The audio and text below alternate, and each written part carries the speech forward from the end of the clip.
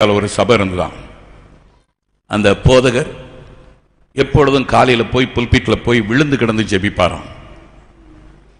ஒரு நாள் வழக்கம் போல ஜெபித்து விட்டு வெளியே வந்து அந்த ஆலய கதவை பூட்ட போகும்பொழுது புல்பீட்டில் இருந்து புகை வந்துதான், வெண்புகை வந்துதான். வீட்டில் ஏதோ ஆம்பிளிஃபையர்ல தீப்பிடிச்சிட்டுது, ஆகவே புகை வருது அப்படின்னு ஓடி போய் புல்பீட் பக்கத்தில் பார்த்தா ஒன்று தீப்பிடிச்ச எரியல, புகை மாத்திரம் வந்துட்டு இருக்குது.